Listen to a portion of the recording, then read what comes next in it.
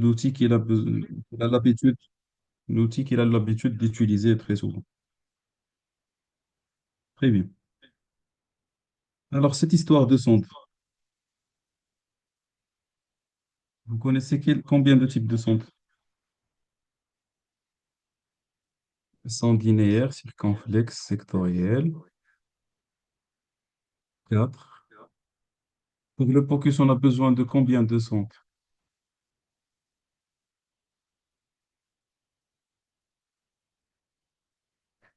Alors, pour le focus, vous avez besoin de combien de sondes? 2. Qui dit mieux? Une. Alors, on va dire une, elle peut être suffisante, mais si on a les deux, tant mieux. Alors, la première, ce que vous appelez la convexe, pardon. La deuxième, c'est la linéaire. Alors, quelle est la différence entre les deux?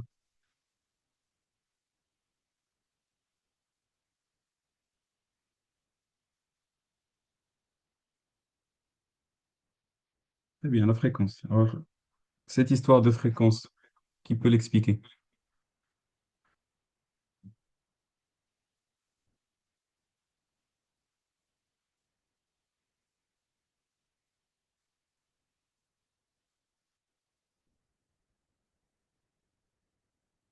Très bien, Ali.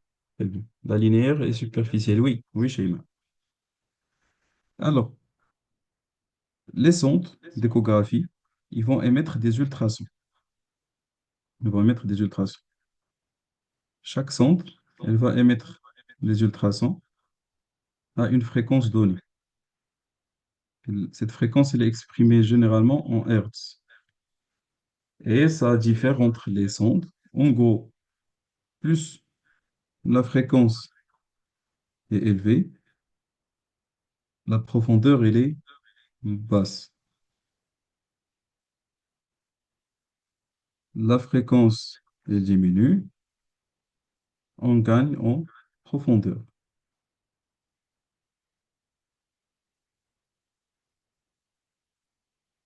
Alors, cette fréquence-là, elle est paramétrée pour chaque type de sonde. Et vous connaissez comment les sondes marchent. Donc, on a la sonde qui va émettre des ultrasons. Alors, les ultrasons, ils vont traverser les organes, ils vont traverser l'organe ou les organes et ils vont se réfléchir. Et cette réflexion des ultrasons, justement, elle va dépendre de quoi?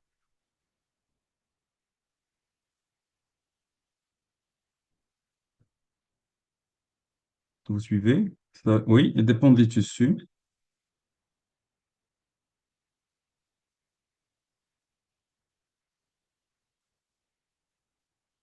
donc la densité de l'organe, oui. Donc le tissu lui-même.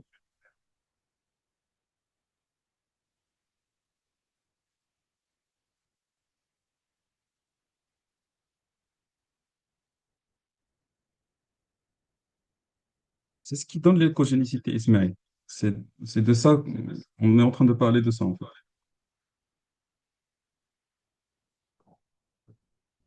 Le milieu traversé, oui, le tissu,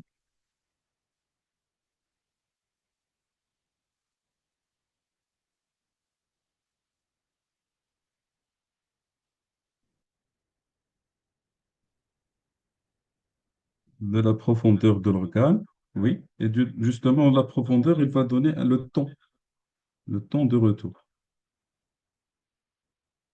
le temps de retour de l'onde ultrason et la densité de l'organe lui-même. Alors, en gros, il y a combien de types d'écogénicité?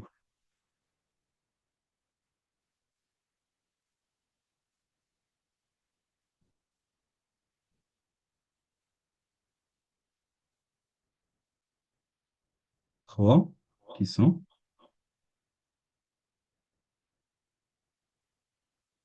iso, hyper, hypo.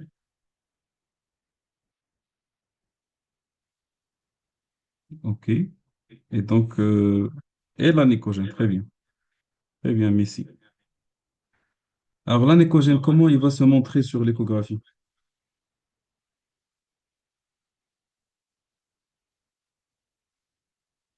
Noir, très très bien.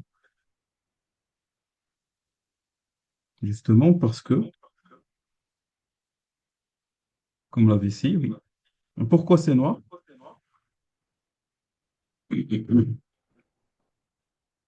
Excellent, Monsef. Il n'y a pas de réflexion. Zéro réflexion. Tous les ultrasons vont traverser et il n'y a pas d'ultrason qui va revenir vers la sonde pour qu'il soit interprété par la machine dans une forme d'image. Donc, ça va donner une image noire, tout simplement. Alors, hypoécogène,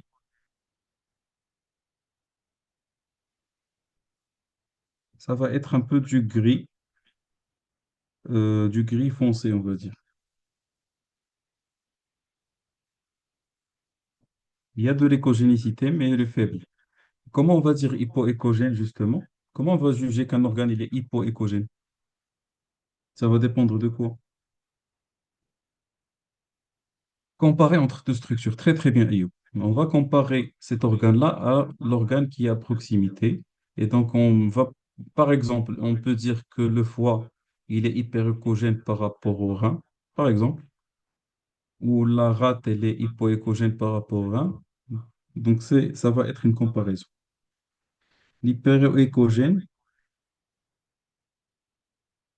c'est une image qui est plus ou moins blanc. Alors, les deux images qui sont hyperécogènes, et que vous les connaissez bien sûr, c'est tout ce qui est calcique, comme l'os, les calculs, et aussi l'air qui peut se montrer parfois sous forme d'images hyperéchogènes, parce qu'il arrête un peu les ultrasons. Très, très bien, mon chef. Très bien. Ça vous va?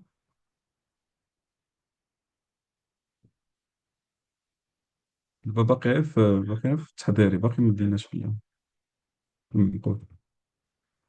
Alors, en gros, l'air, il se montre hyperéchogène parce que ça reflète un peu ça arrête les ultrasons. Tout ce qui est liquide, il se montre anéchogène, noir. Tout ce qui est os, il va se montrer hyperéchogène, il va arrêter tous les ultrasons. Et il y aura du noir derrière, c'est ce qui donne un peu un artefact dont on va parler après. Et les tussimo, c'est une écogénicité qui est intermédiaire. Alors, je vais parler un peu des modes d'échographie.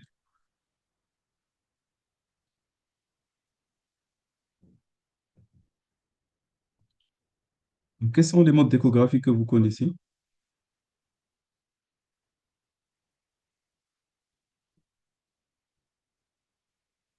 Le mode M,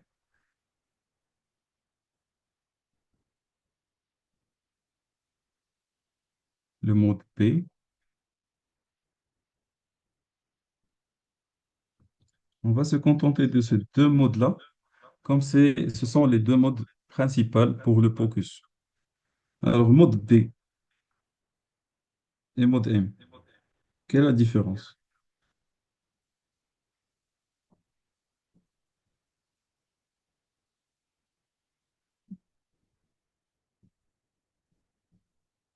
Quelle est la particularité du mode P ou le mode appelé bidimensionnel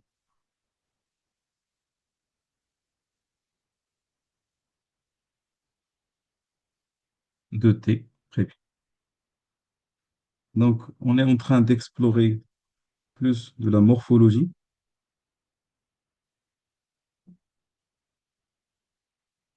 sans entrer un peu dans tout ce qui est vascularisation, les vaisseaux et tout ça. C'est l'affaire du Doppler, l'affaire du mode Doppler. On va pas trop le détailler parce que Ça prend du temps pour analyser et il n'a pas beaucoup de place pour le focus, sauf des particularités, des cas particuliers. Mais en général, le mode bidimensionnel il est suffisant pour explorer, pour voir ce qui se passe. On va ajouter le deuxième mode, c'est le mode M ou le mode TM, le mode temps-mouvement.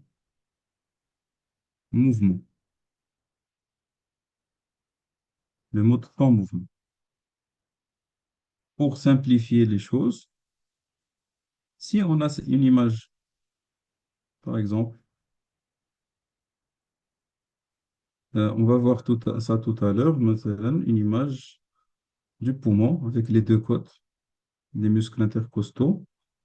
Alors les côtes, puisque c'est du calcium, c'est de l'os, il arrête les ultrasons et donc il va nous donner un cône d'ombre postérieur des deux côtés.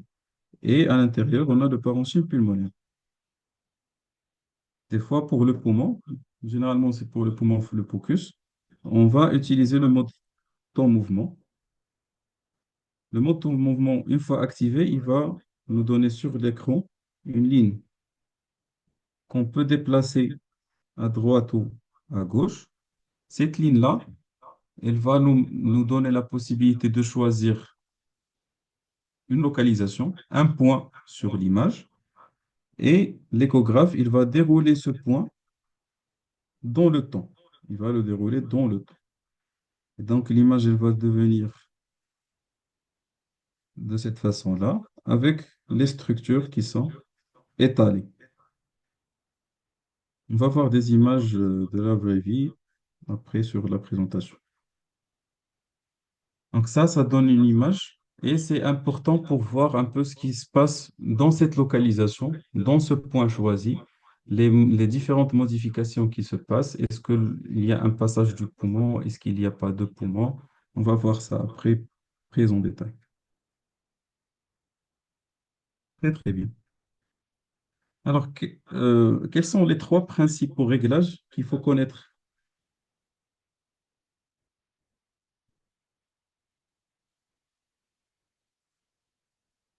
On va les appeler réglages de base.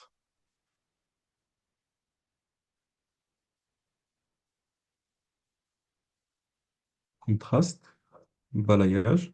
Balayage, c'est une technique, c'est plus avec le passage de la sonde,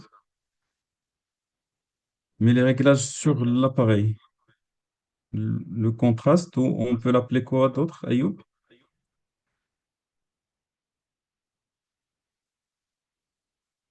Luminosité, on l'appelle gain, le gain.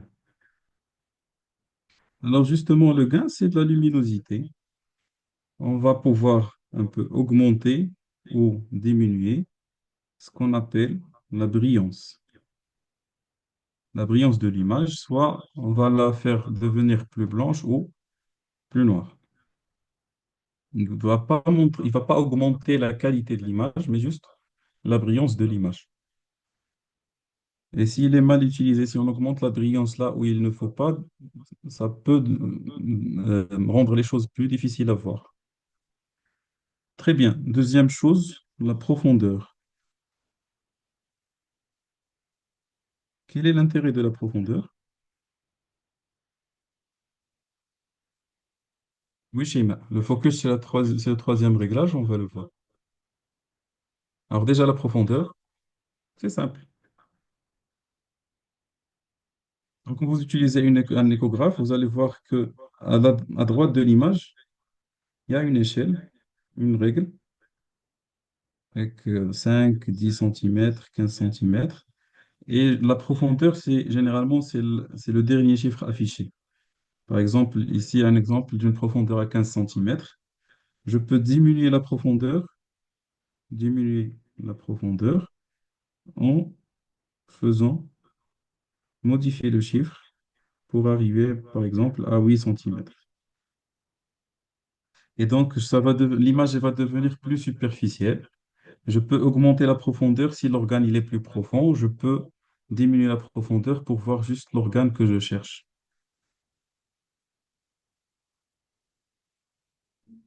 3, le focus ou la focale.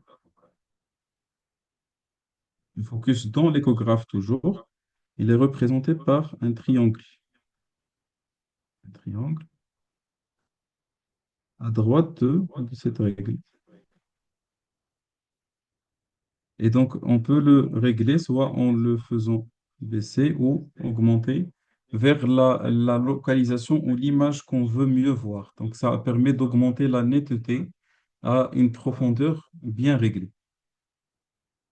Par exemple, si j'ai une veine à 6-5 centimètres et que je veux mieux la voir, donc veine artère, je dois ramener ce triangle vers 5 centimètres. Comme ça, l'image, elle va devenir plus nette à ce niveau-là. La profondeur, est-ce qu'elle n'est pas réglable juste par changement de sonde? Oui. Euh, une fois que tu changes la sonde, l'échographe, il va te donner une profondeur un peu standardisée par rapport à cette sonde. Ça va dépendre de la machine, mais on peut la régler nous-mêmes parce que, il va falloir la régler quand même. Et ça va dépendre de ce que tu es en train d'évaluer, d'analyser par l'échographie. OK? Alors, vous connaissez le mot artefact? Alors, tout ça, on est en train de voir des généralités de l'échographie avant d'entamer la partie focus. Parce que c'est important pour analyser les images, justement. Oui, c'est Ali. Alors, artefact, c'est quoi? Comment on peut le définir?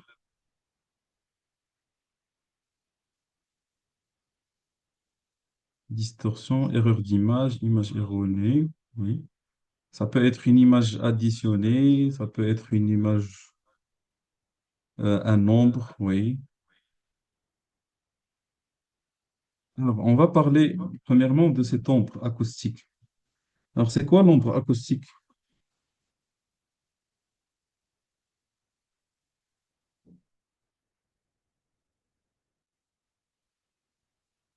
Ombre acoustique. Acoustique, c'est en rapport avec les ultrasons. Ombre, c'est ombre. Et, et pour avoir un ombre acoustique, il va falloir qu'une structure qui va arrêter les ultrasons soit présente dans l'image. Type soit os, soit calcul. Soit os, soit calcul. Exactement, Ismaël, c'est ce qu'on appelle communément le cône d'ombre, le fameux cône d'ombre postérieur. Postérieur, justement, parce que une fois on a une image hyperéchogène, elle va donner cette ombre acoustique parce qu'elle va arrêter les ultrasons.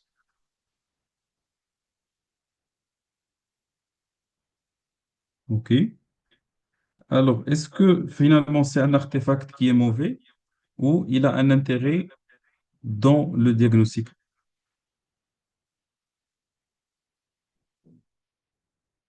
Bien sûr, c'est un intérêt diagnostique. Donc, c'est un artefact qu'on va rechercher s'il y a doute d'un calcul ou c'est un artefact qu'on doit reconnaître si on est en train de passer par une partie du corps où il y a de l'os. Par exemple, si on est en train d'explorer les poumons et la plèvre, on doit s'attendre à avoir ces condombres postérieurs et chercher des techniques pour les détourner. Alors, deuxième artefact qu'on va voir, c'est ce qu'on appelle très très bien, Messi. Messi Rakin, renforcement postérieur.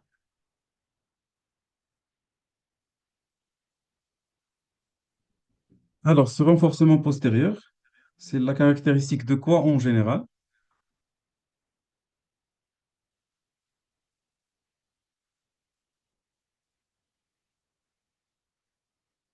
Des kystes, oui, des kystes. Du liquide. Du liquide, mais qui est contenu dans un milieu bien entouré. L'exemple, vessie. Exemple aussi, des kystes. Donc, on a l'exemple de la vessie. L'intérieur, c'est noir, parce que c'est anéchogène. Et on a sur la paroi postérieure du renforcement. Donc, elle apparaît plus épaisse que les autres parois, plus blanche surtout. Ça apparaît hyper écogène. Très bien. Alors, quel est l'intérêt diagnostique? Elle nous permet de différencier entre quoi et quoi? Entre kyste et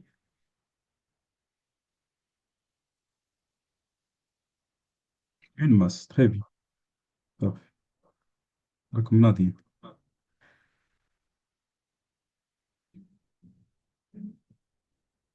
Alors, troisième artefact,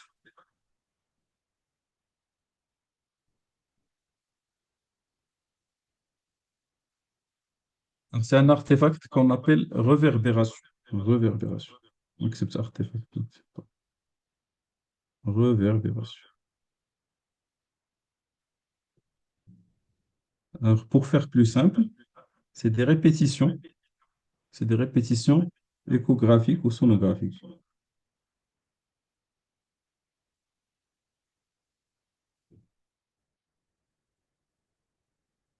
Alors, ce qui se passe, c'est que quand les ultrasons traversent, qu'on a les ultrasons, ils vont traverser une structure qui est hyper réflective.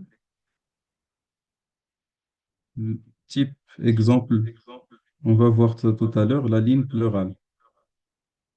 La ligne pleurale. Alors, quand ils vont là, on va dire ça, c'est la ligne pleurale. Donc, les ultrasons, ils vont passer, ils vont tomber sur de l'air, parce que les alvéoles sont pleins d'air, et ils reflètent les ultrasons un peu en totalité. Donc, on aura cette image-là, qui va être un peu la répétition de la ligne pleurale. À une autre distance qui est la même, on trouvera la même, la même ligne. Et ça va aller jusqu'à la fin du champ sonographique réglé. Donc, ça, c'est la ligne pleurale. Et ça, c'est des répétitions de la ligne pleurale qu'on va appeler après des lignes A. Donc, ces réverbérations, ils ont un intérêt dans l'exploration des organes comme le poumon, par exemple. Ils ont un intérêt aussi dans le cas où on est en train de faire de l'interventionnel, comme le cathétérisme veineux sous écoguidage ou les ponctions des nerfs pour tout ce qui est analgésie nerveuse. Des fois, on est amené à voir un peu l'aiguille, voir l'aiguille en totalité. Quand on a l'aiguille qui est visible sur l'image, on peut avoir aussi des réverbérations de cette aiguille, c'est des répétitions. Et comment on peut faire pour éviter ces réverbérations? C'est en faisant du balayage, en faisant bouger la sonde pour justement éviter ces effets de réverbération. C'est avec le mode B. C'est avec le mode B. Alors, quatrième artefact, on va appeler ça les queues de comète.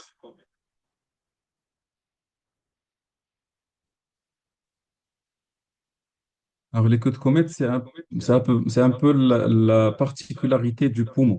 Quand on fait de l'échographie pulmonaire, on a des lignes qui vont naître de la ligne pleurale et ils vont descendre comme des queues de comète. On va appeler ça des lignes B.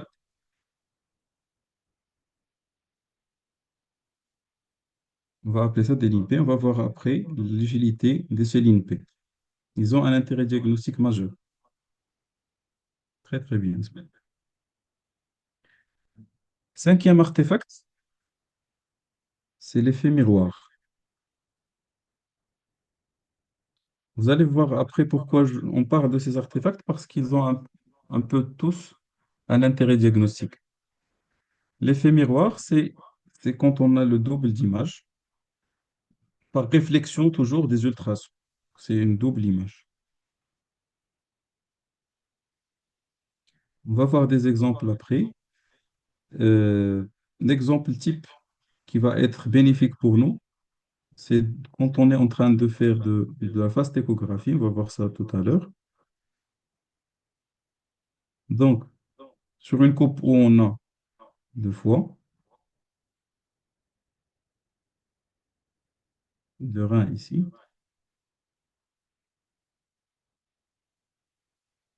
donc on a le foie ici.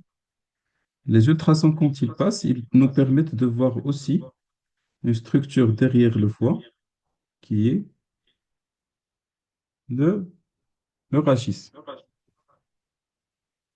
Le rachis dorsal.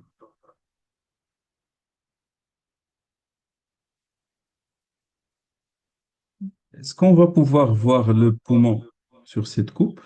Non, tout simplement parce que il y aura un effet miroir du foie. C'est un effet miroir et donc ça va apparaître comme le foie, comme le parenchyme hépatique. Si on a un épanchement qui s'installe ou un épanchement post-traumatique, cet effet miroir va disparaître tout simplement et on va pouvoir voir la continuité du rachis derrière le poumon. Ça nous permet de faire le diagnostic des épanchements pleuraux.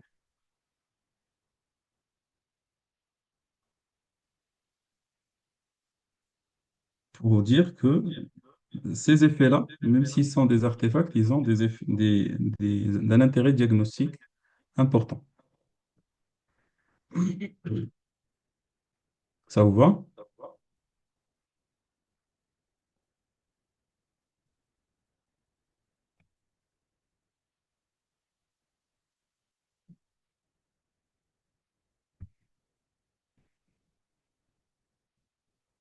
Alors, quelle est la différence, en gros, entre focus et échographie spécialisée?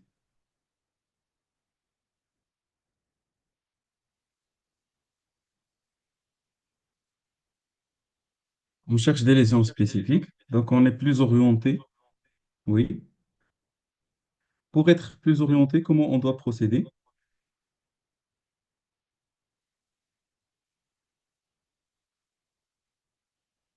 Contexte clinique, oui. Et donc, quand on est dans le raisonnement clinique au lit du malade, on est en train de répondre à des questions qu'on appelle des questions binaires. Questions binaires. Soit présent ou absent. De l'autre côté, l'échographie spécialisée, elle donne un examen systématisé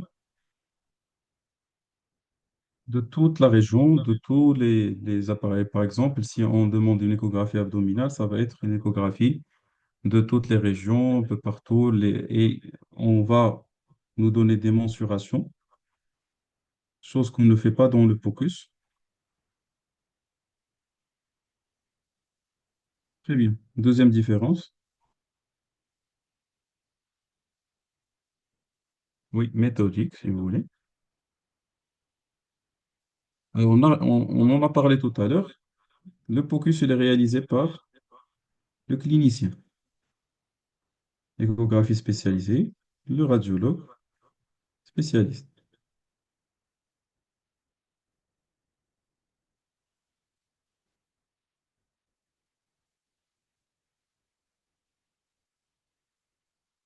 Ok.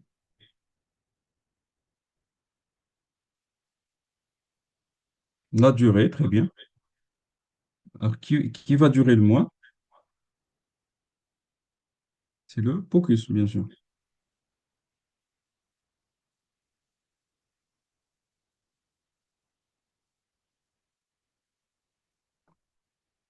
Très, très bien.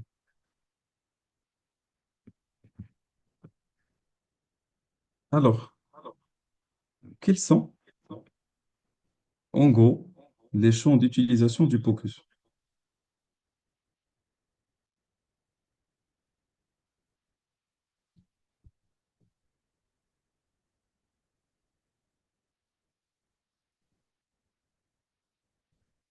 Polytron, traumatisé.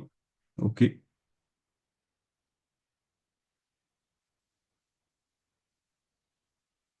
Quelle est la particularité des patients traumatisés?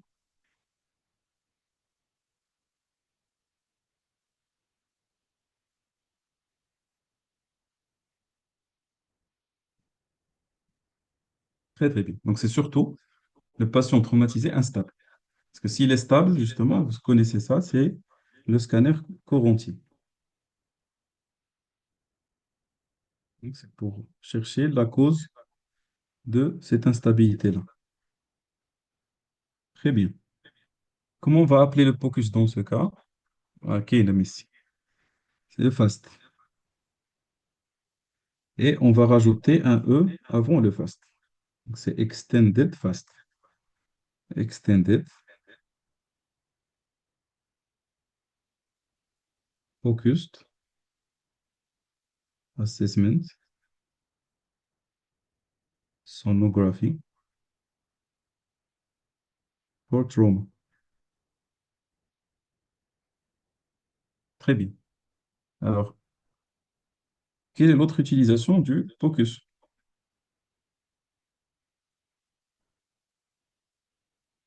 Trauma. Laser pour éliminer une tamponnade. Donc, guider une ponction. Très bien. Alors, déjà pour tamponnade, on peut appeler ça évaluation cardiovasculaire, ou plutôt circulatoire. Circulatoire.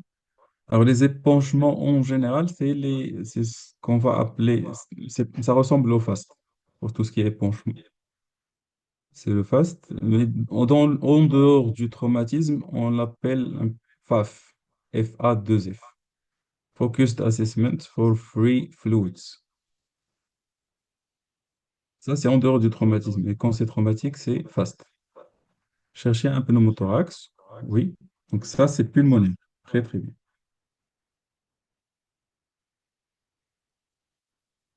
Le joint circulatoire, qu'est-ce qu'on peut faire avec le POCUS? À part la tamponnade, qu'est-ce qu'on peut voir d'autre?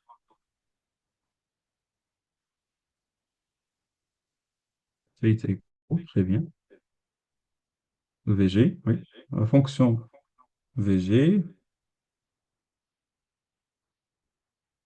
les hémorragies, c'est plus fast. Thrombus, oui. S'il y a des thrombus intra-auriculaires, intracavité. Débit cardiaque, ça va prendre du temps pour l'évaluation.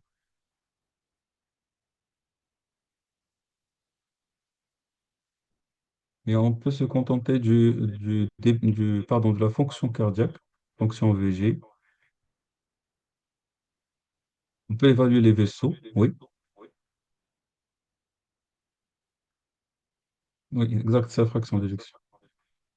Les calculs rénaux, alors en dehors de la médecine d'urgence, oui, on peut la faire. C'est du focus dans l'urologie ou dans la néphrologie.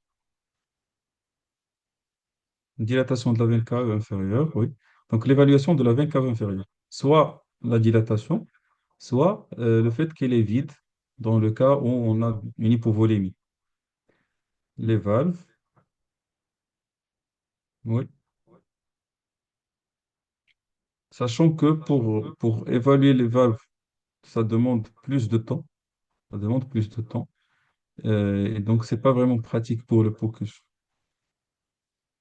Non, pas d'hypertension pulmonaire. Non, ça prend du temps. Dissection aortique, oui. Donc, c'est le vaisseau. Les vaisseaux, on va voir et l'aorte et on va chercher les thromboses qui peuvent orienter vers une origine d'embolie pulmonaire, par exemple. Alors, pour le pulmonaire, vous avez dit pneumothorax. Qu'est-ce qu'on peut voir d'autre? Très bien, OAP. Des signes d'OAP.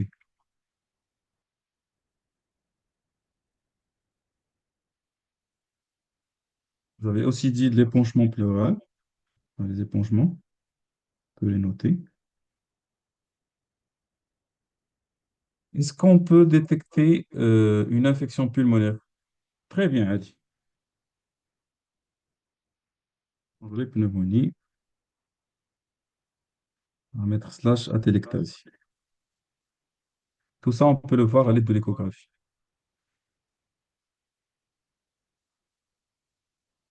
Vous avez parlé tout à l'heure d'une chose très importante, les ponctions.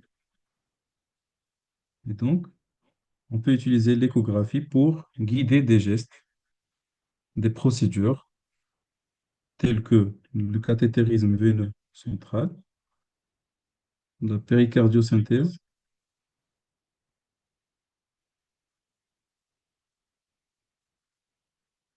les ponctions pleurales, ponctions d'acide. Très bien. Oui, acide, oui. Oui, très très bien. Alors, sur le plan neurologique, est-ce qu'on peut utiliser le POCUS?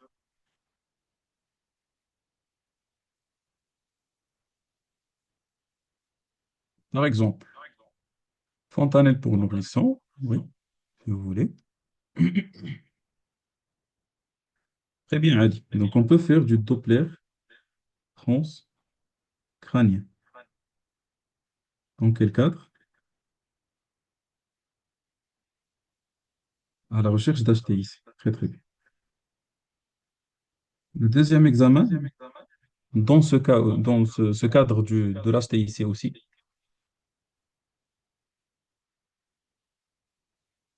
non, il n'a pas de- on ne peut pas voir vraiment une diversifiée. Vasospasme, c'est le Doppler transcrânien.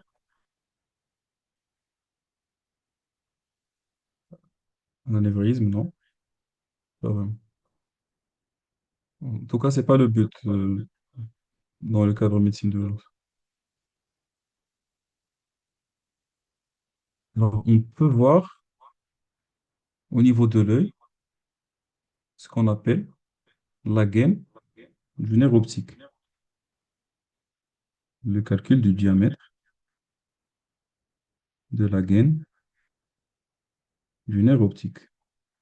Au-delà d'un certain seuil, elle nous permet de poser le diagnostic d'HTIC et d'agir en tant que tel. OK? Ça vous va?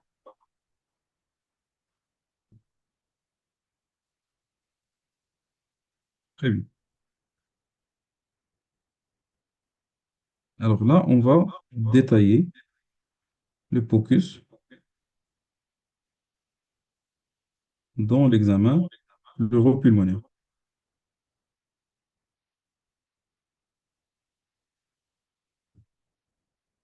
Dans le cadre d'un patient normal, quand le malade il respire, quels sont les phénomènes qui se passent à l'intérieur du thorax? Et à votre avis, quels sont les phénomènes qu'on peut détecter par l'échographie, justement?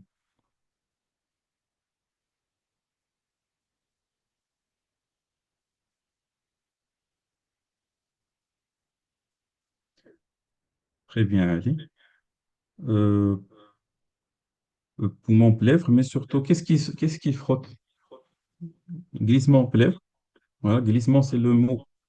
C'est le glissement. Qu'est-ce qui glisse? Est-ce que c'est le poumon contre la plèvre? Très bien. Donc, c'est la plèvre pariétale qui glisse. Donc, on a le poumon. On a la plèvre viscérale qui glisse contre la plèvre pariétale. Avec ce glissement-là, c'est un signe physiologique qu'on va rechercher principalement par l'échographie. On parlait tout à l'heure des côtes, du cisternum. Donc, pour réaliser un examen pleuropulmonaire à l'aide de l'échographie, on va ramener notre sonde, on va la poser dans un premier point sur un point antérieur, antérieur ou on va l'appeler antéro-supérieur. En haut. Alors pourquoi tout simplement? Pourquoi tout ça? Pourquoi on va faire un focus pulmonaire? Pourquoi on va analyser le poumon par l'échographie? Dans quel but?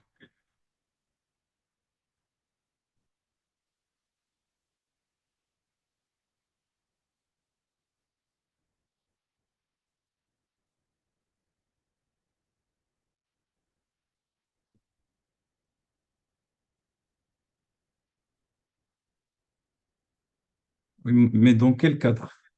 Devant quelle situation, on va dire?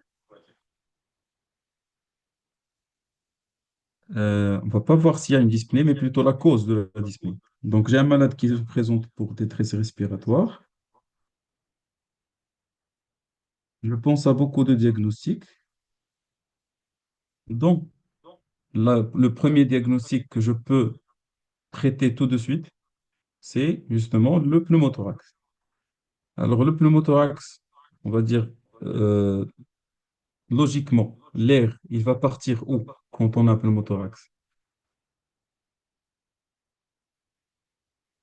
En haut vers l'apex, très bien. Donc, l'air, la règle elle dit que l'air, il va monter vers le haut, et s'il y a du liquide, c'est plutôt vers le bas.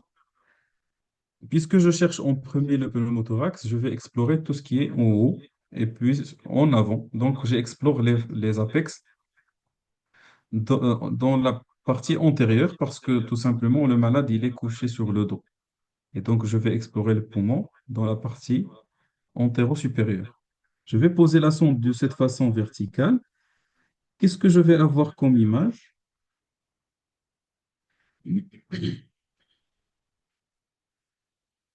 Alors, par quel type de sonde? Choisissez quel type de sonde.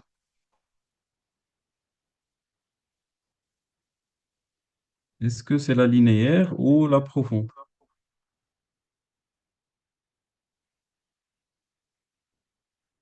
Très bien. Alors, idéalement, c'est la sonde linéaire. Idéalement, c'est la sonde linéaire. Je dis idéalement parce que cet examen-là est réalisable par la sonde convexe. La linéaire, l'avantage, c'est qu'elle va nous donner plus de détails dans l'image. Et le poumon et la plèvre, ils sont superficiels, à 2-3 centimètres de profondeur. Ça va me permettre de voir plus les choses en plus de détails. Donc, l'image qui va se dessiner sur mon écran va ressembler à ça. De ce côté-là, j'ai des côtes avec, on a parlé tout à l'heure, les cônes d'ombre postérieurs.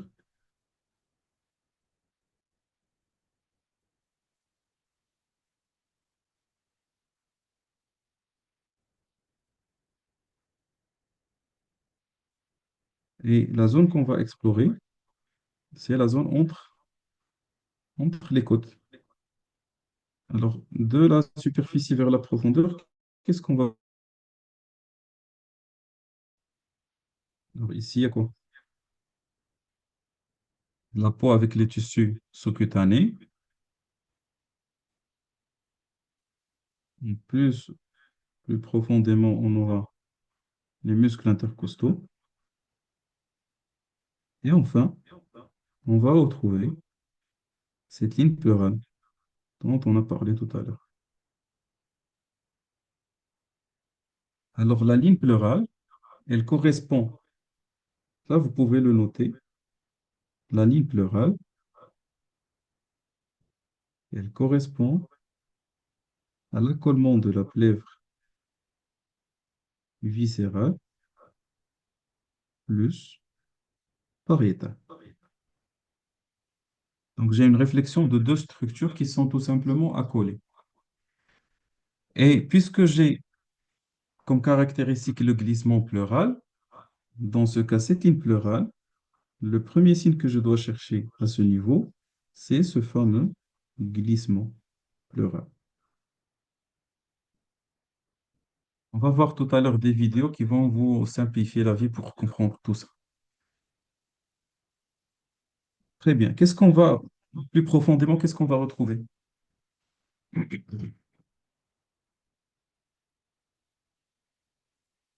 Sachant qu'à l'intérieur, c'est du poumon. Parce qu'après la plèvre, il y a quoi? Il y a le poumon. Qu'est-ce que je vais voir au niveau du poumon? Le parenchyme, l'air, est-ce que ça va être visible à l'échographie? Non. Qu'est-ce que je vais voir? On en a parlé tout à l'heure dans la partie des artefacts. Les lignes A, très bien. Donc cette ligne pleurale, elle va se répéter à des intervalles équidistants et j'aurai des lignes A. Les lignes A, ils vont pas bouger, ils sont fixes, ils sont constants. D'accord? Les lignes A, ils sont toujours là. Ils sont constants. OK? Vous avez compris pourquoi ils sont constants, parce que ce sont des répétitions de la ligne pleurale. Et même si j'ai un pneumothorax, par exemple, le pneumothorax, il va faire quoi? Il va faire qu'il y a plus d'accollement de ces deux feuillets, mais j'aurai toujours là la plèvre pariétale qui est là et qui va avoir des répétitions, pardon, échographiques. Donc, il y aura toujours des lignes A, même si j'ai un pneumothorax. On va voir l'intérêt de tout ça après dans un protocole diagnostique. Qu'est-ce que je vais voir d'autre? Donc, on a parlé des lignes A.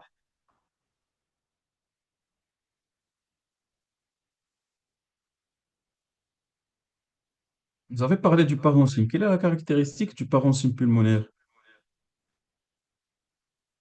Les lignes B, mais Asma, c'est pas qu'en cas d'OAP. Les lignes B, on peut les voir même dans le cas normal. Les lignes P, ils correspondent tout simplement à l'interstitium pulmonaire. Leurs caractéristiques, il faut faire attention ici, c'est qu'ils ne sont pas constants. Ils sont inconstants, ils sont mobiles et ils bougent avec le glissement. Donc, ils suivent le glissement. Chose très importante, les lignes P, c'est des lignes qu'on va devoir quantifier. Si j'ai des lignes P avec un nombre inférieur ou égal à 3 lignes, c'est normal. Au-delà de 3 lignes, là, je rentre dans le syndrome interstitiel. Est-ce que c'est un OP? Est-ce que c'est un SDRA? On va voir ça après, comment faire la différence entre les deux cas. On va devoir dessiner ces lignes P.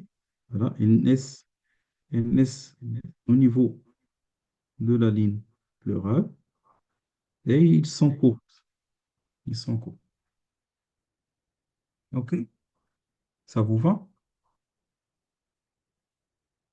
Donc, on a parlé de la ligne pleurale, on a parlé de la ligne A, on a parlé de la ligne P. Alors, dans le cas anormal où il y a une pathologie, les différentes pathologies qu'on va voir, les différentes anomalies qu'on va voir, ils vont se passer sur ces aspects-là. Premier aspect, le glissement pleural. Si j'ai une disparition du glissement, qu'est-ce que je vais dire?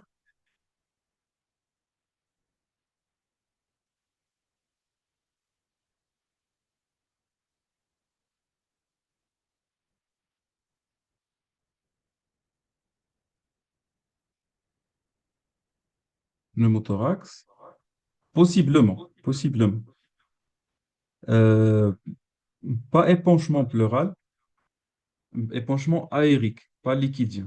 Parce que si j'ai du liquide, ça sera ici du liquide qui est noir, mais après, je vais voir ces lignes B parce que j'aurai le parenchyme qui est ici. Donc, disparition de la ligne pleurale, elle doit me pousser à chercher d'autres signes pour, voilà, absence d'accolement, mais par un épanchement aérique. Cette disparition doit me pousser à chercher d'autres signes. On a parlé tout à l'heure du mode M dans l'échographie pulmonaire. Vous vous rappelez du mode M? Donc, je prends une ligne ici et l'échographe il va me dérouler cette ligne sur le temps. Dans le cas normal, qu'est-ce que j'aurai comme image? Toutes ces structures-là, toutes ces structures, c'est-à-dire les muscles, le tissu sous-cutané, la ligne pleurale, les lignes B, ligne A, toutes ces structures-là, ils vont être étalées sur le temps. Et j'aurai une image qui ressemble à ça. Donc, j'aurai le tissu sous-cutané, les muscles, la ligne pleurale.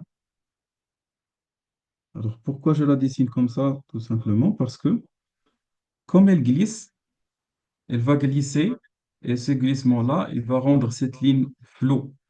Elle va apparaître floue. Pour faire la part entre, où il n'y a pas plus de glissement, la ligne, elle va être dessinée d'une façon claire. On va dire ici, il n'y a plus de glissement. Faites attention dans cette partie-là parce que c'est très important. Alors ici, il n'y a pas de glissement. Vous voyez la différence? Ici, c'est flou. Ici, c'est bien dessiné. Alors, quand j'ai un pneumothorax, j'ai pas de glissement. D'accord? Qu'est-ce qui va disparaître autre à part le glissement dans le cas du pneumothorax? Question pour champion.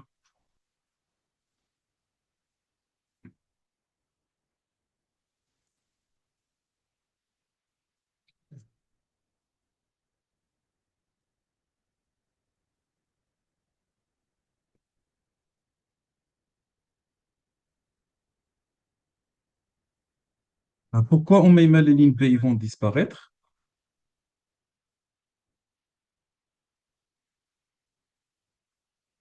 Oui, l'accolement, il va disparaître. Donc, ça ferait très bien, Oumaima. Les lignes B, on a dit qu'ils suivent le glissement, mais surtout parce qu'il n'y a plus d'accolement à cause de cet air qui est le pneumothorax. Et cet air, il va arrêter les ultrasons. Donc, il n'y aura plus rien après qui va apparaître comme parenchyme. Donc, le parenchyme marin-chauffe-ouche. Les lignes B, on va dire, ils sont une traduction de parenchyme pulmonaire. Les réverbérations, ils vont rester parce que les réverbérations, c'est un artefact lié à la machine. Et les ultrasons, ils passent par la ligne la plèvre pariétale. Ils vont passer par cette plèvre pariétale ici. Et donc, en passant par cette plèvre pariétale ici, ils vont nous donner toujours ces lignes A. Donc, les lignes A, elles seront toujours là. Et puisque ce poumon, il est figé, vous allez voir que c'est dessiné, c'est bien tracé. C'est bien tracé. Contrairement à l'autre poumon où le parenchyme, il est toujours à la paroi, le parenchyme, il bouge à l'inspiration et à l'expiration. Et donc, ça va apparaître flou. Ça va apparaître flou. Et aussi, on aura des lignes P par moment. Des lignes P qui vont apparaître par moment. Qui sont inconstantes, bien sûr, et qui bougent. OK? Et ces lignes P qui apparaissent d'une façon inconstante, ils vont être un peu partout sur cette image. Alors, Cet aspect-là, c'est un poumon qui est normal. On va l'appeler aspect de bord de mer. Bord de mer, c'est-à-dire هذا, on va dire du sable. La ligne pleurale, هي الكشكوشة. Et après, tout ce qui est muscle, c'est la mer. OK? À cet aspect-là, comment on va l'appeler? Ça ressemble à quoi? Ah, très bien, Soumeya. Codabar. Comme les codes qui sont imprimés sur les produits. Très bien. Alors, cette jonction ici, comment on va l'appeler?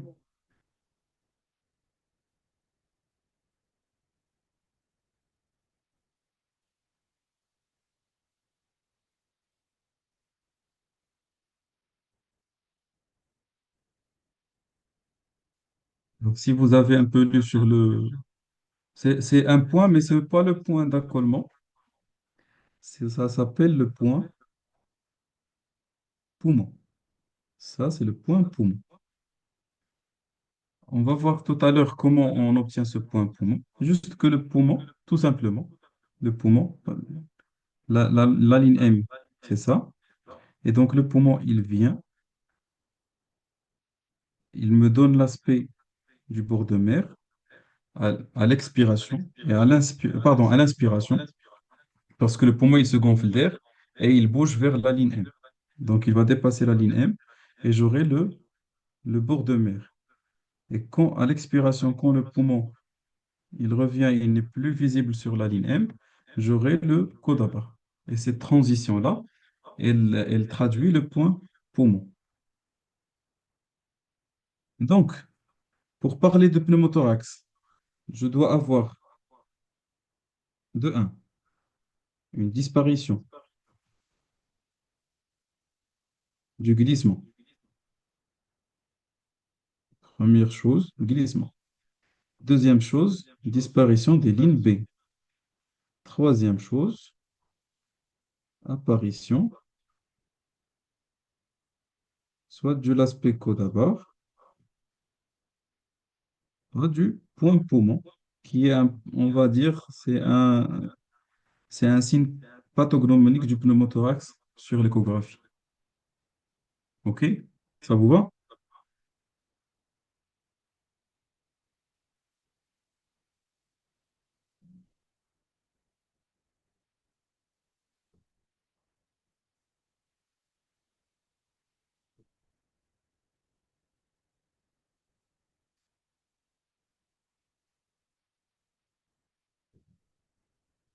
Très bien. Ça, c'était pour le pneumothorax. Alors, qu'en est-il des épanchements liquidiens? On va les voir où?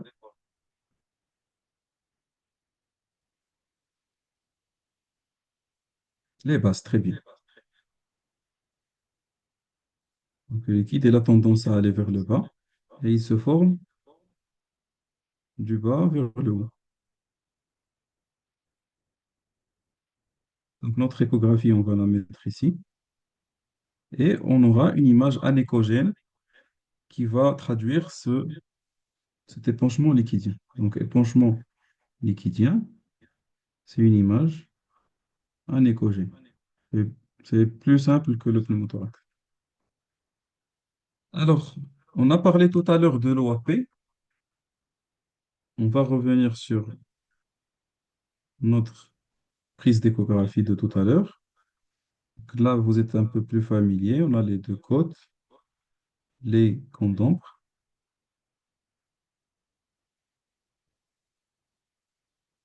les lignes A,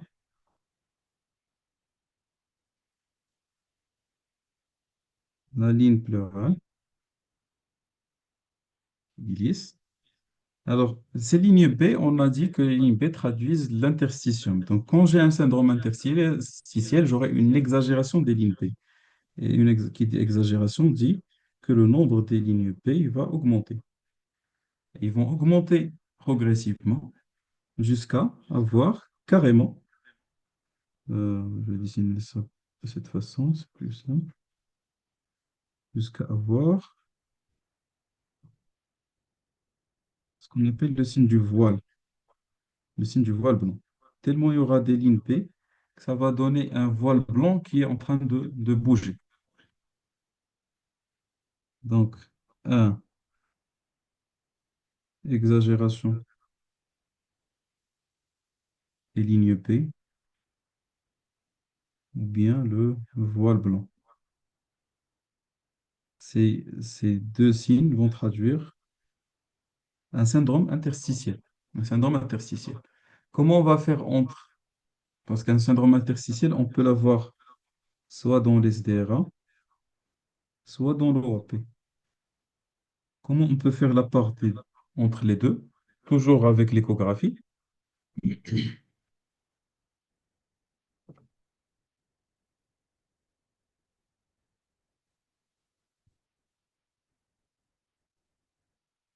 C'est tout simplement en explorant le cœur.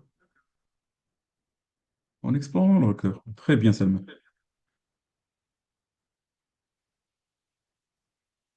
Alors, on a parlé tout à l'heure des pneumonies. Les pneumonies se caractérisent, pardon, par un autre aspect. Là, on parle de consolidation. L'aspect de consolidation. La consolidation, c'est quand le poumon prend un aspect du foie. C'est ce qu'on appelle le phénomène d'hépatisation.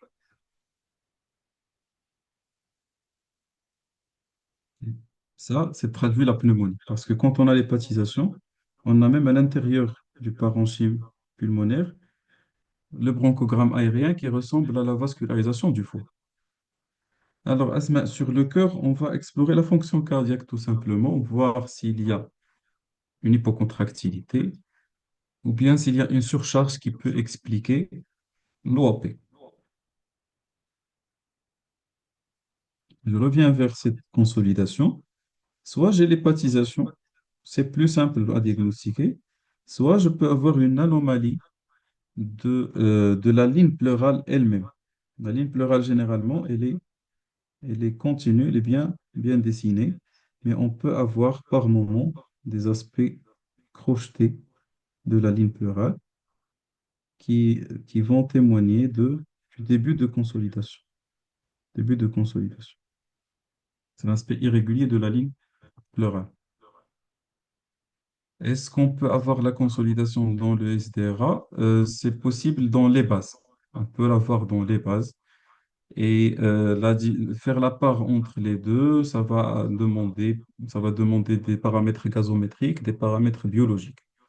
Parce que rappelez-vous, on est en train de prendre en charge un malade de A à Z. Des signes cliniques, les hypothèses diagnostiques, l'élimination des hypothèses diagnostiques par l'échographie. Si le focus n'est pas suffisant pour retenir ou éliminer un diagnostic, bien sûr qu'on aura recours aux paramètres biologiques.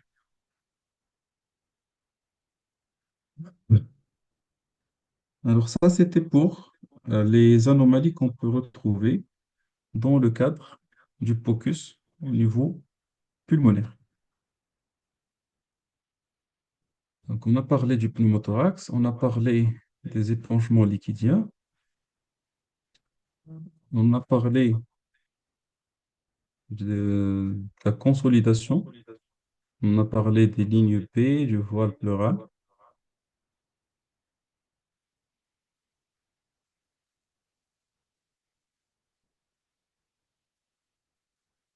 Vous avez des questions à propos de ce sujet? Parce que sinon, je passe à la phase échographie. On va parler phase échographie.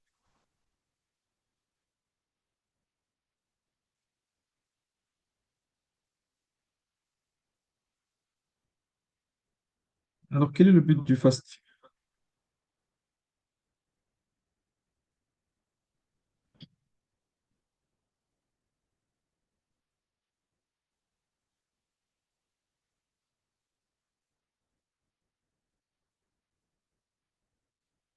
Quel est l'objectif du fast échographie?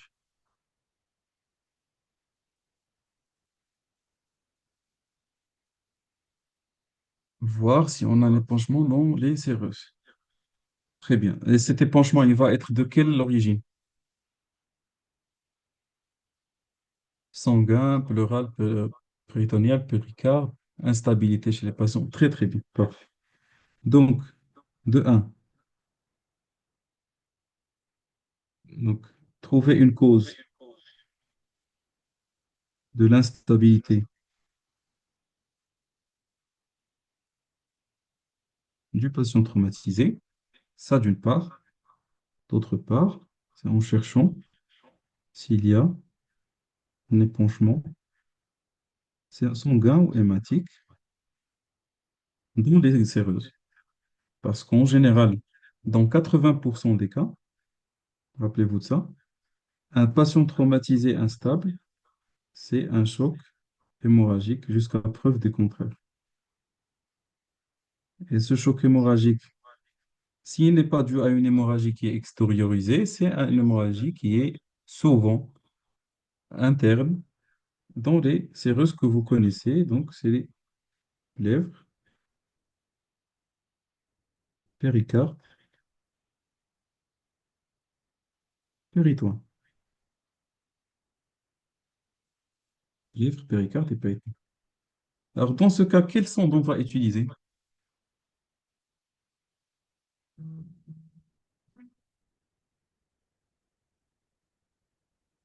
Convexe. Qui dit mieux?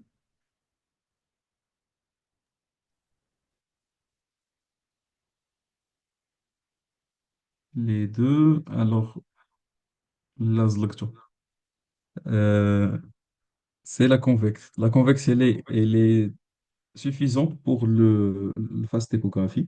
On va utiliser la sonde profonde ou convexe parce que ces organes-là, tous, ils sont profonds. Ils sont profonds. On va pouvoir utiliser la linéaire dans quel cas?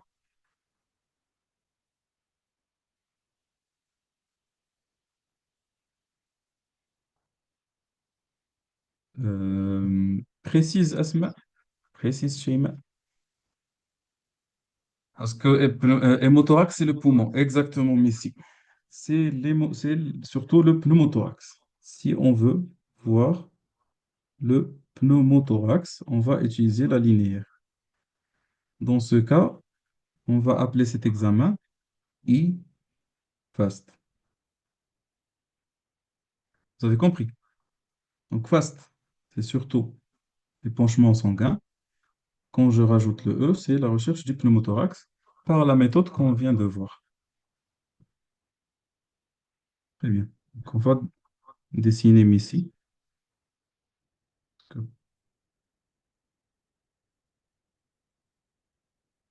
يتشابه مع الواقع فهو من محض الصدفة.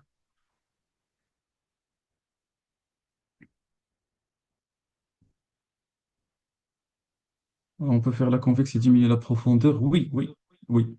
Oui, Shima, à la fin, on va en parler. On peut voir les signes du pneumothorax par la sonde convexe en diminuant la profondeur pour gagner justement du temps. Sinon, si on a la linéaire, on a l'habitude d'utiliser, c'est plus facile. Ça montre plus de détails côté glissement, côté mode TM. Ça montre plus de détails. C'est plus performant. Très bien. Donc, on dessine les poumons, on dessine le cœur. حاجة بحال الدنجالة مع ديما ندير الكميسي. On a le foie, le rein droit, la rate, le rein gauche, نزيدو نهبطو شوية, pubis et vessie. Café. Donc, on a dit qu'on a les trois P, lèvres, péricarde et poumon, mais on va explorer quatre points. D'accord? Quatre points. Le premier point, noté, dessiné ici aussi et noté. Quadrant supérieur droit, quadrant supérieur gauche, sus pubien et sous-xiphoïdien. Ok. Quadrant supérieur droit, sus-pubien, quadrant supérieur gauche et sous-xiphoïdien. 4 points pour analyser 3 séreuses. OK? Alors justement, dans le quadrant supérieur droit, notez ça aussi. On va mettre la sonde convexe sur la ligne axillaire moyenne d'une façon verticale dans l'axe du corps avec le repère de la sonde vers la tête du malade.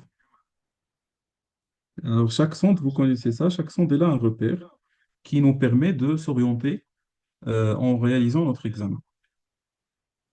D'accord? Alors l'image que je vais avoir, ça va ressembler à ça. Donc, on a le foie, le rein, foie, poumon. Vous vous rappelez qu'on peut avoir un effet miroir ici comme artefact et que ça peut ressembler au foie. Mais c'est pas grave, ça fait partie des signes qui nous aident pour éliminer justement les mothorax. Alors derrière le foie et le rein, on va pouvoir voir le rachis. Derrière le poumon, on ne va pas voir le rachis dans l'absence de l'épanchement. Et entre le foie et le poumon, c'est le diaphragme qui va apparaître d'une façon hyperéchogène. OK? Alors, qu'est-ce qu'on cherche justement sur cette coupe? Vous voyez qu'elle nous permet de voir à la fois une partie de l'abdomen et une partie du thorax. Donc, on peut à la fois voir s'il y a un hémopéritoine et s'il y a un hémothorax, sachant que le sang, il est retrouvé dans les bases. Donc, s'il y a du sang, on va le voir ici, avec cet aspect-là. Donc, il y aura du sang d'une façon triangulaire et il va refouler le poumon. Et une fois que vous voyez du sang, vous aurez tout le rachis qui devient visible. Parce que justement, le sang, comme étant liquide, il va augmenter le contraste entre les structures et il va nous permettre de voir ce qui se passe derrière le poumon. OK?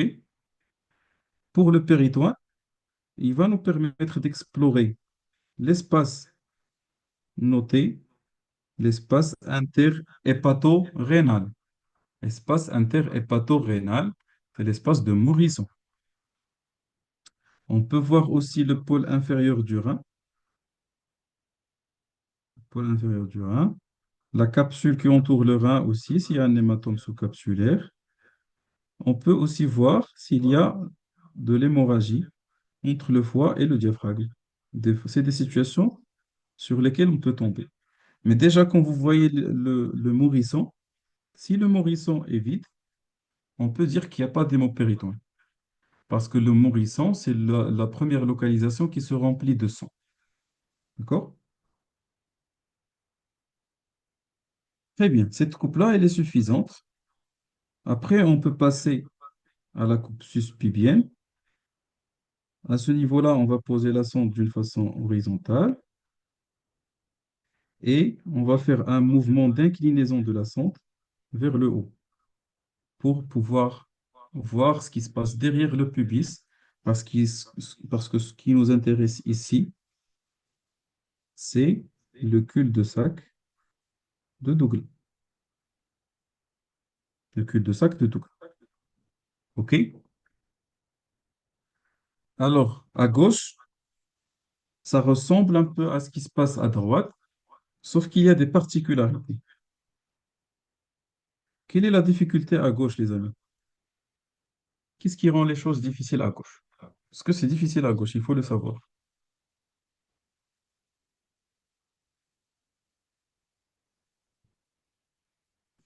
Qu'est-ce qui est profond?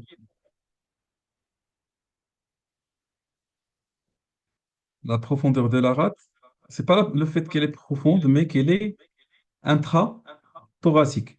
C'est un organe qui est intra-thoracique. Parce que vous avez les côtes qui vont gêner l'examen échographique. D'accord? Et les intrathoraciques, il est postérieur. Et le rein aussi, il est plus haut situé que le rein droit. Et donc, comme astuce ici, on va viser la ligne axillaire postérieure. On va démarrer de la partie postérieure et on avance vers l'avant, tout en cherchant la rate et le rein. Parce que ce qui nous intéresse à gauche, donc à gauche, on va voir la même chose.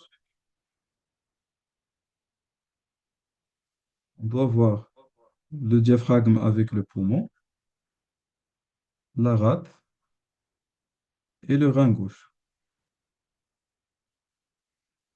La rate et le rein gauche. D'accord? Bien sûr. Pareil, ici, on a le rachis. Et donc, ce qui nous intéresse ici, c'est l'espace. Dans ce cas, on va l'appeler interspléno-rénal. Espace interspléno-rénal. Même chose pour l'inférieur du rein, capsule et le thorax pour chercher s'il y a un hémothorax ou pas. Très bien. Alors, qu'est-ce qui nous reste? La coupe sous-xiphoïdienne. La coupe sous-xiphoïdienne, le but, c'est de voir ce qui se passe à l'intérieur de l'enveloppe péricardique. Est-ce qu'il y a un épongement péricardique ou pas? Et là, pourquoi on vise le sous-xiphoïdien? Parce qu'on a un accès ici, sous le xiphoïde, à travers le foie gauche, le diaphragme, on accède, les ultrasons, ils vont accéder au cœur et ils vont nous permettre d'évaluer l'enveloppe péricardique. Donc, ça, c'était pour ce qui concerne le fastéchographie. Donc, c'est la recherche des épanchements dans la plèvre péricarde péritoine en évaluant les 4 points, quadrant supérieur droit, quadrant supérieur gauche, suspubien et sous-xiphoïdien. Justement, exactement, oui. C'est les mots péricarde qu'on cherche. D'accord? Ça vous va? Vous avez des questions?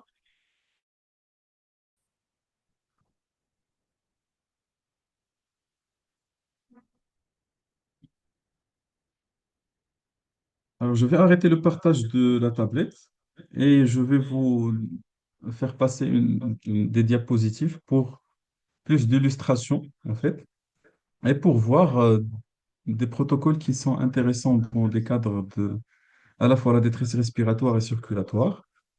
Bien sûr, je vais mettre à votre disposition ces diapos-là pour les explorer après. En attendant, vous pouvez poser des questions. Ici.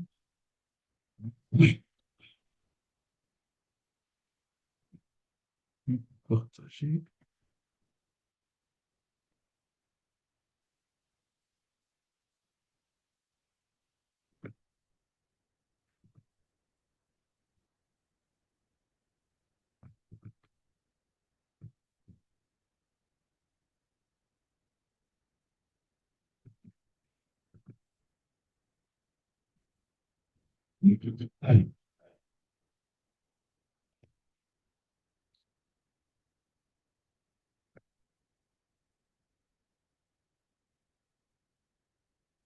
Alors, ça, on a vu tout à l'heure, tout ce qui est généralité,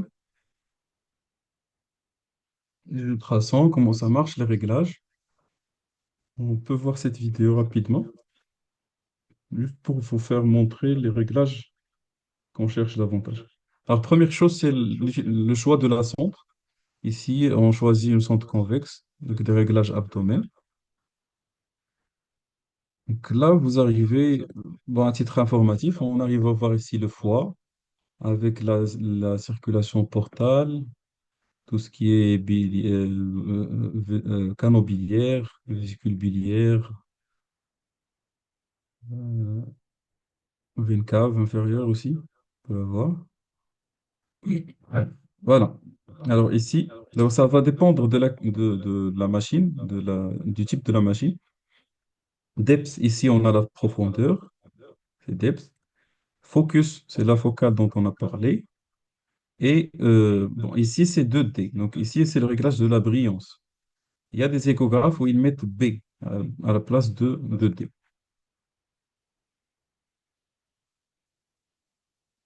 Donc ici, vous voyez ici l'échelle, c'est l'échelle de la profondeur. Donc on peut soit augmenter la profondeur, soit la diminuer. Et en optimisant la profondeur, justement, on arrive à mieux voir les organes qu'on cherche.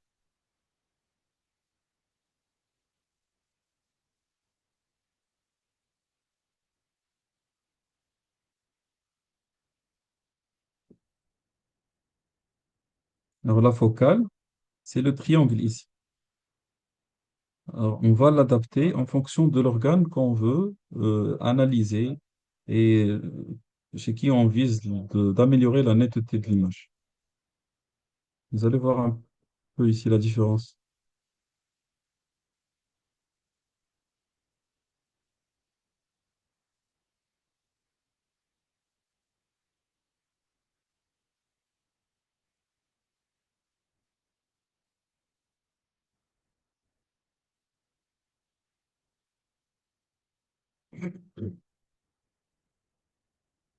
Pour la brillance, c'est le 2T. Voilà, vous voyez que ça devient plus blanc. On augmente la luminosité ou le gain. Ça, c'est un gain général. Toute l'image, on a l'augmentation du gain dans toute l'image. On peut régler le gain étagé. Je vais le montrer ici. Voilà, ça, c'est le gain étagé que vous voyez ici. C'est intéressant quand on a un organe avec beaucoup de renforcement postérieur qui gêne ce qui se passe derrière cet organe. On peut diminuer la luminosité dans la profondeur ou dans la superficie. Ça va dépendre des situations. Alors, les artefacts dont on a parlé, donc ça, c'est ligne A. Vous voyez ici. Ici, c'est la ligne pleurale. Ici, c'est les deux cônes d'ombre postérieurs. Deux cônes d'ombre postérieurs. Voilà. Donc, c'est des lignes B qui sont exagérées. Vous les voyez, c'est les queues de comète. Les queues de comète. Donc, ça, c'est un profil, on va appeler ça B, parce qu'on a beaucoup de lignes B. Donc, c'est un syndrome interstitiel. Image de cône d'ombre postérieur, vous le connaissez, avec du renforcement aussi postérieur. Il y a les deux.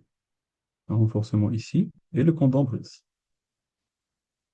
Les réverbérations, un exemple de l'aiguille dont on a parlé, et l'effet miroir.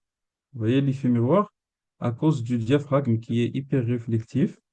Et donc, on a la même image, c'est une masse au niveau du foie, et la même image ici au niveau du poumon.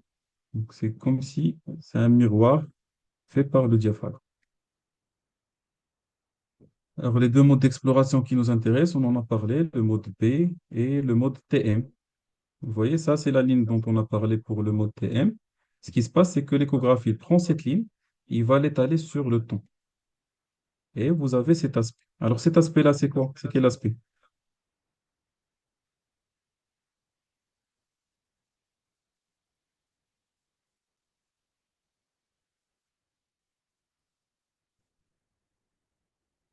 La bord de mer, c'est le bord de mer. C'est flouté, c'est flouté. Ah, tu côte à part, on va pouvoir faire la différence.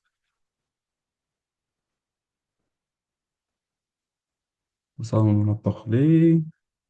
Les différentes indications, donc c'est ce que vous avez dit tout à l'heure, tout ce qui est cardiovasculaire, respiratoire, fast et fast, neurologique, on en a parlé, les procédures éco-guidées, l'évaluation des vaisseaux, la recherche de thrombose veineuse profonde, le Doppler artériel et le monitorage et la surveillance des patients.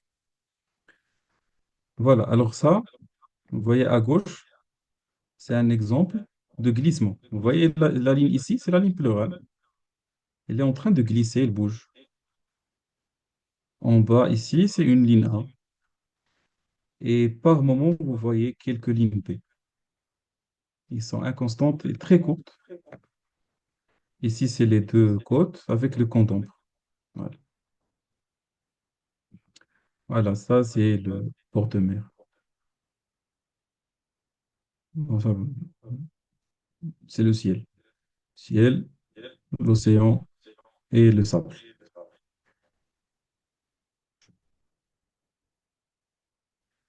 Alors, ça, c'est un exemple d'absence de glissement. Vous voyez que c'est figé. C'est figé, ça ne bouge pas. Les lignes A, elles sont toujours là, mais il n'y a pas de ligne B, il n'y a pas de glissement. Est-ce qu'on est sûr que c'est un pneumothorax? On- Dans ce cas-là, avant de faire le mot TM, on peut toujours suspecter le pneumothorax. Alors ça, c'est le signe du Codabar.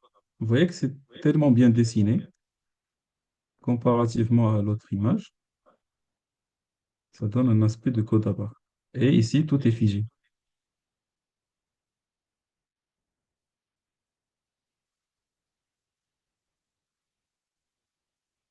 Ça, c'est le point poumon ici.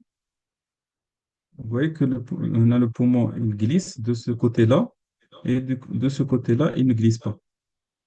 Donc déjà, sur ce mode bidimensionnel, morphologique, on peut juger le point poumon. Mais c'est toujours intéressant de mettre le mode TM. Alors, ici, c'est pour mieux expliquer ce qui se passe pour le mode TM. Vous voyez en haut, c'est des coupes scanographiques d'un pneumothorax de moyenne abondance. Alors, à l'inspiration, on a le poumon qui bouge devant la sonde, il passe devant la sonde et il nous donne l'aspect ici de bord de mer. Il est à droite, c'est flotté. Et à gauche, à l'expiration, le poumon il est en retrait. Et donc, il y a le pneumothorax, pardon, il y a le pneumothorax plutôt qui est devant la sonde. Ça donne l'aspect de Codabar. Toujours le point poumon, c'est des exemples. Alors, très bien. Ça, c'est quoi? Le foie, il est où, Ali? Le foie, c'est ça, ce que vous voyez ici. Ça, c'est le foie. Ça, c'est le diaphragme qui est hyperéchogène. Mais qu'est-ce qui se passe ici? Ça, c'est le poumon. Qu'est-ce qui se passe ici? Très, très bien vu. Ça, c'est l'hépatisation, la consolidation. Yeah. Ça devient exactement comme le foie. Avec ce qui est noir ici, c'est des bronchogrammes aériens qui vont mimer tout ce qui est vasculaire, biliaire à l'intérieur du foie. Et c'est ce qu'on appelle l'hépatisation du poumon. Ce qui se passe ici, c'est l'aspect crocheté ou l'aspect C. C'est le profil C, pardon. C'est l'aspect crocheté de la ligne pleurale, qui est une partie de la consolidation. Donc ici, on peut soit dire que c'est une pneumonie, soit c'est une atelectasie. Ça va dépendre du contexte clinique. Alors, pardon, ça, c'est le voile blanc. Le voile blanc, vous voyez que c'est tellement blanc parce qu'il y a beaucoup de lignes B qui vont se chevaucher et vont donner cet aspect de voile blanc qu'on voit quand on a un syndrome interstitiel avancé, on surcharge, on aura pris. Alors, qu'est-ce que vous voyez ici?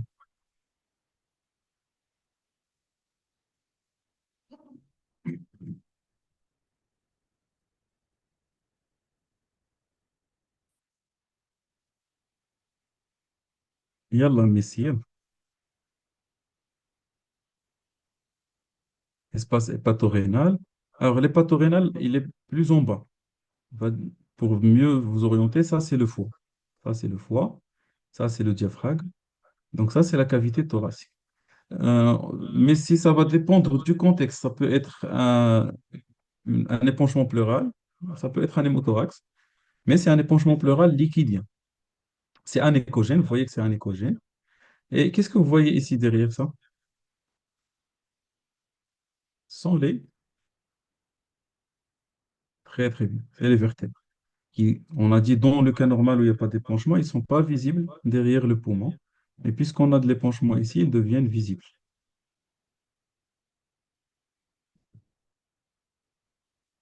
Donc, ça, c'est un. Alors, c'est à vous de me dire. on s'est écrit. C'est un exemple de pneumothorax avec un point poumon. Ah, c'est très clair. On a le glissement ici et le pneumothorax ici. Donc, si on met le mot M ici, il va nous donner le point poumon avec la transition bord de mer côte à côte. Alors, on va voir ce schéma. On appelle ça le Blue Protocol. Le Blue Protocol. Protocole bleu. Blue, ça ne veut pas dire bleu. Ça veut dire bedside, lung, ultrasound in emergency. Bedside, lung, ultrasound in emergency. Donc, c'est une échographie pulmonaire en urgence au lit du malade. Alors, on va commencer par la recherche du glissement pleural dans deux points, le point supérieur et le point inférieur.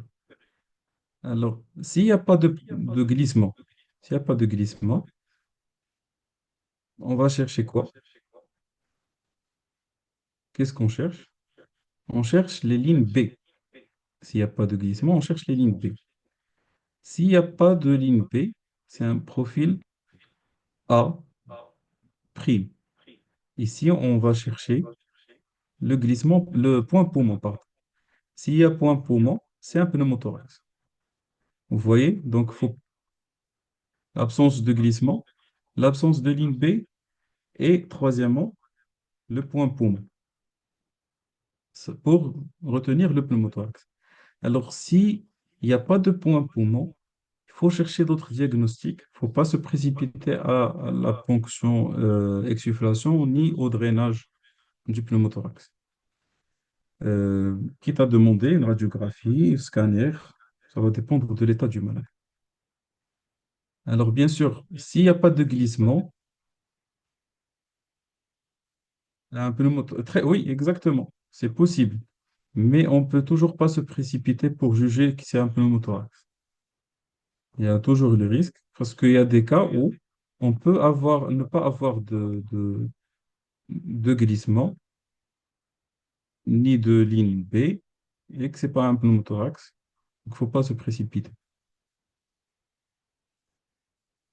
Alors, s'il n'y a pas de glissement et il y a des lignes B, on parle ici de pneumonie. On peut retenir la pneumonie. S'il y a pas de ligne, s'il y a glissement et que soit on a des lignes A, seulement ligne A ou bien ligne B, donc ligne A d'un côté, ligne B de l'autre côté, ou bien le profil C, qu'on a dit, c'est la ligne pleurale qui est irrégulière, qui est crochetée.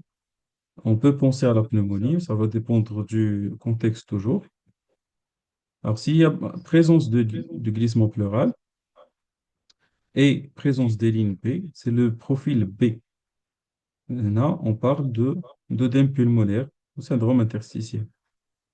S'il n'y a pas de ligne B, mais il y a le glissement, on va voir l'état des veines dans les membres inférieurs.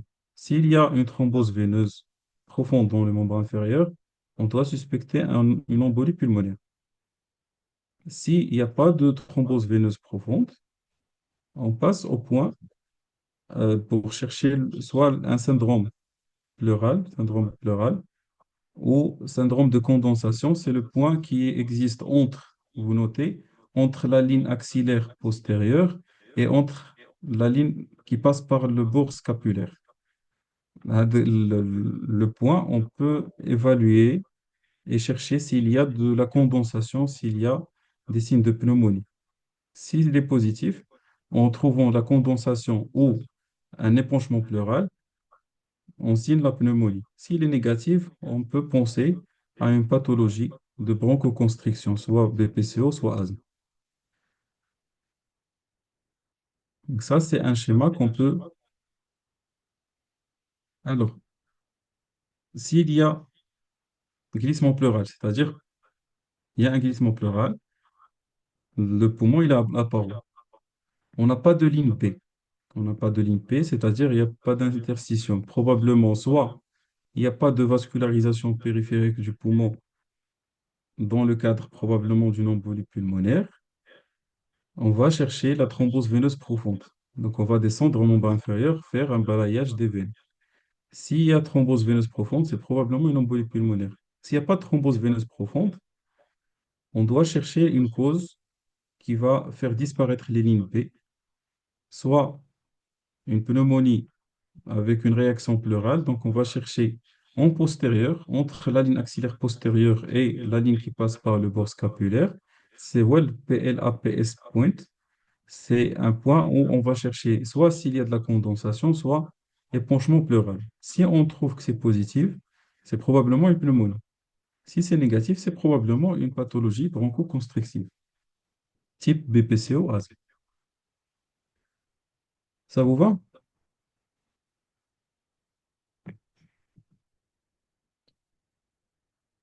Ça, c'est un exemple d'une pneumonie du côté droit.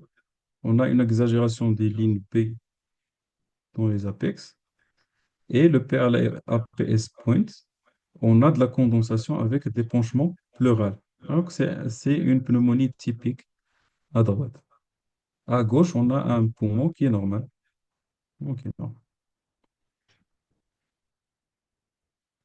Alors, dans le cas où on a une hypotension, on peut toujours utiliser le POCUS. Et dans ce cas-là, on va utiliser un autre protocole. On va le voir rapidement.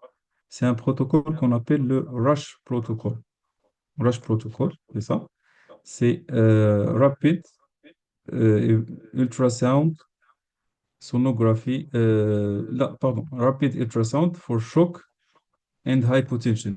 Rapid Ultrasound for Shock and Hypotension. Donc, c'est une évaluation échographique rapide devant des états de choc ou hypotension.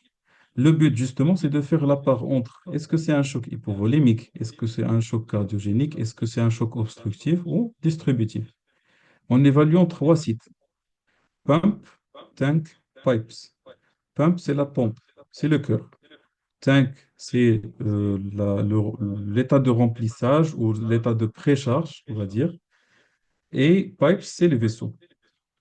En cherchant toutes les causes éventuelles des états de choc.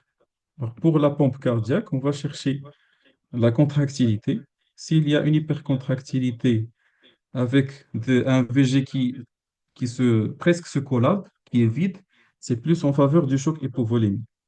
S'il y a de l'hypocontractilité, c'est plus cardiogénique. S'il y a une tamponnade cardiaque, par exemple, ou un thrombus intracardiaque, ça peut être en rapport avec un choc obstructif. S'il y a de l'hypercontractilité, ça peut être un choc septique précoce. Si on est dans l'hypocontractilité, c'est possible de le retrouver dans les chocs septiques tardifs. Pour l'état de remplissage, c'est la veine cave inférieure principalement. On va voir rapidement des exemples tout à l'heure. Et pour les vaisseaux, on peut chercher soit un anévrisme ou une dissection aortique qui peuvent expliquer un choc hypovolémique, hémorragique éventuellement, ou bien c'est la recherche d'une thrombose veineuse profonde dans le cadre du choc obstructif. Vous voyez, c'est juste pour faire la part entre les différents types de chocs. Et donc, pour la pompe, c'est une échographie cardiaque par la fenêtre parasternale, l'apicale, on appelle ça une fenêtre apicale, et la sous-xiphoïdienne. Pour tank, pour les remplissages, on va voir la veine cave inférieure, ici, en sous-xiphoïdien, et on fait un FAST à la recherche d'une hémorragie. Et pour les pipes, les vaisseaux, c'est l'évaluation de l'aorte dans toutes ses parties et la recherche d'une thrombose veineuse profonde. Voilà. Voilà. Alors ça, c'est une coupe parasternale grand axe qui montre une contractilité normale dans un cœur normal. Ça, c'est un exemple d'une hypocontractilité. Vous voyez que le VG, il ne se contracte presque pas.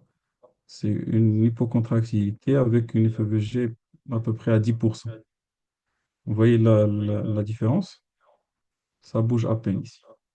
Donc, si vous voyez cette image, c'est cardiogénique jusqu'à preuve du contraire. Ça, c'est une image typique de ce qu'on appelle le D-shape ventricle.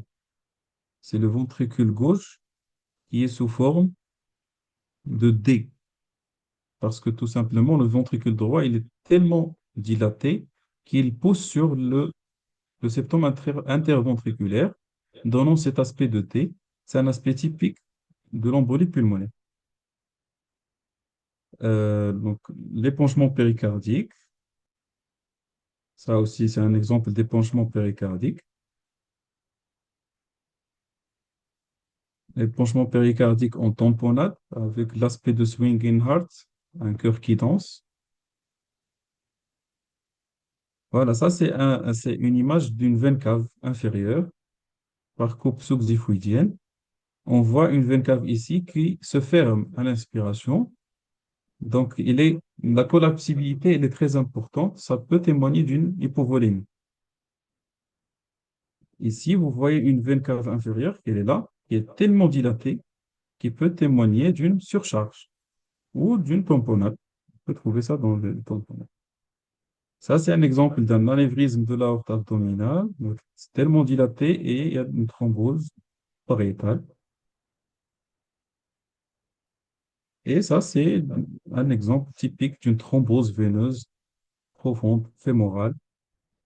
Voilà le matériel endovasculaire ici. Et à la compression, on voit que qu'elle ne se ferme pas, alors que normalement, la veine, elle doit se collaber en totalité. Alors, des images, des exemples du FAST. Alors, ça, c'est quelle coupe?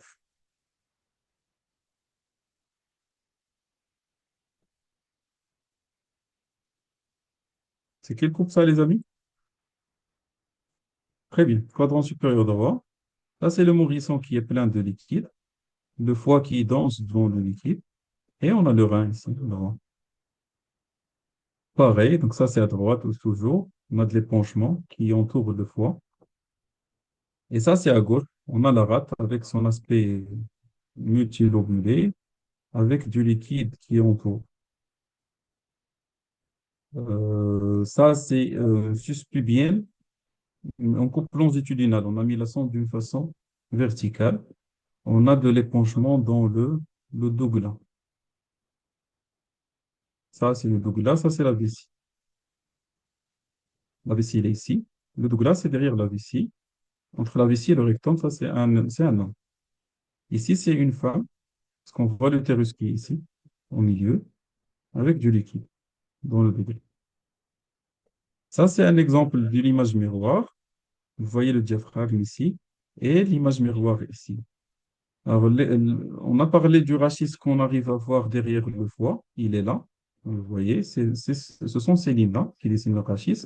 Et derrière le poumon, on ne voit pas de rachis, justement parce qu'il n'y a pas d'épanchement. Mais quand on a l'épanchement, c'est cet exemple-là, le rachis, il devient visible. Voilà. Alors, j'arrive à la fin de ma présentation. Et je tiens à faire un hommage spécial à un homme spécial. C'est Oussed Mouawi. الكل لا يشكر الناس لا يشكر الله. Oussed Mouawi, c'est mon mentor depuis plus de 10 ans. Et ça, c'est des exemples. Ça, votre groupe actuellement Pygmalion. À l'époque, il s'appelait FI Urgento. Et vous voyez, tellement il m'encourageait que ça m'a poussé à faire de la réanimation et à devenir professeur assistant avec lui au service. الله يجازيك بخير أستاذ. الله يرحم الوالدين. Merci les amis d'être restés jusqu'à la fin. Est-ce que vous avez des questions?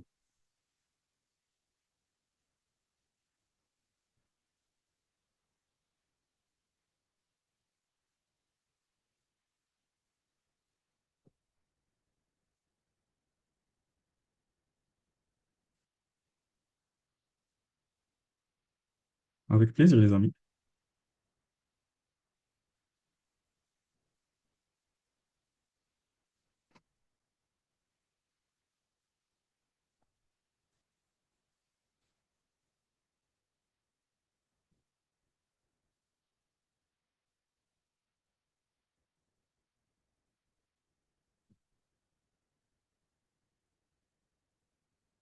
Alors, il nous reste 5 minutes si vous voulez.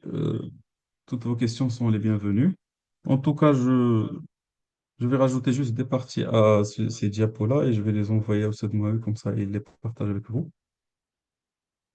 Et au piglantiste, bon courage pour demain. Ça va être facile.